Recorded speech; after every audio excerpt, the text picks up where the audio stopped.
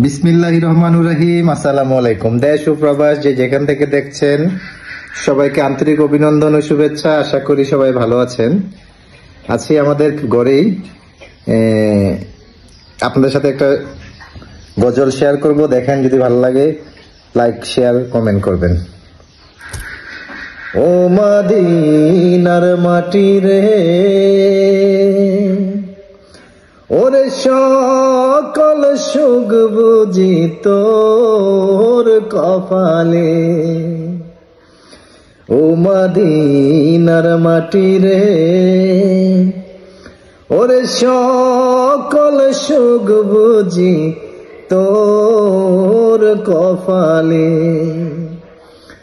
ও Medina রে, তোর বুকে আমার নবী, যার জন্য পাগল